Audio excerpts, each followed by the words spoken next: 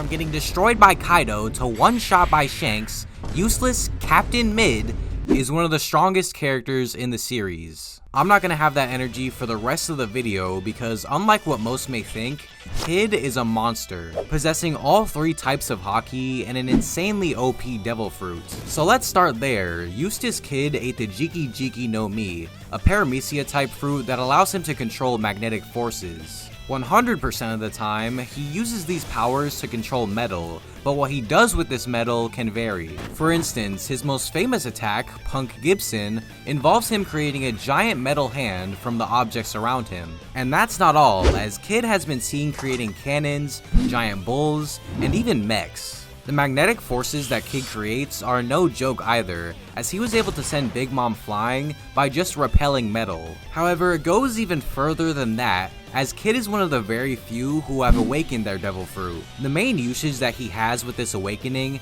is giving a magnetic pull to objects that usually wouldn't have one. For example, Kid gave Big Mom magnetic polarity, and many objects in the room, including beams of entire buildings, flew towards her. He can also get more precise with this ability, as seen with his S and N technique. By putting an S on a target and an N on another, he gives them both magnetic properties. As we all know, opposites attract, and that's exactly what happens here. But there is one ability Kid possesses that is a direct threat to any opponent: Damned Punk. He uses this ability by combining many different pieces of metal in order to form a railgun. Utilizing electromagnetic forces, Kid fires a laser that can eviscerate even the most durable opponents. All of these powers are kinda simple compared to others, but with them, Kid was able to defeat an Emperor of the Sea, along with Trafalgar Law. Now, the Haki department is where Kid is kind of mid. He does have all 3 types, however, he barely uses them.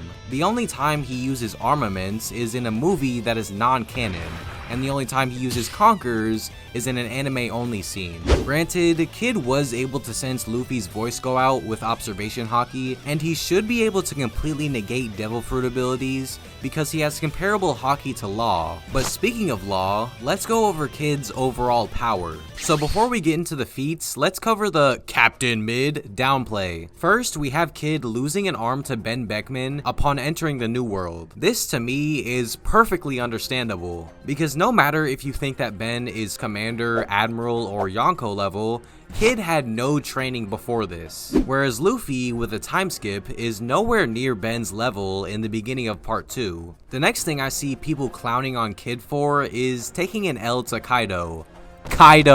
Again, for comparison, Luffy around that time is barely defeating Doflamingo, a character who is terrified to be in the same room as Kaido. Then of course we have the most recent event of chapter 1079, where Kid gets one-shot by Shanks. Let me remind y'all that Shanks is more powerful than Big Mom, possibly more powerful than Kaido, and Kid can barely hang with Big Mom. Also, Shanks is kinda bloodlusted in this instance because Kid is threatening his friends, you know, his most important value. So as you can see, most of Kid's major altercations are mismatches. He often runs into opponents that are stronger than him by leaps and bounds. Despite this though, I can't excuse his performance on Elbaf. That shit was sorry. Like if Law were in Kid's shoes, he definitely wouldn't have tried to bomb rush assault an Emperor's territory, or the territory of the Giants. Moving past that though, let's go over why Kid is not to be slept on, even if he does have L planning. The main feat that I'm going to be referring to is obviously his battle with Big Mom.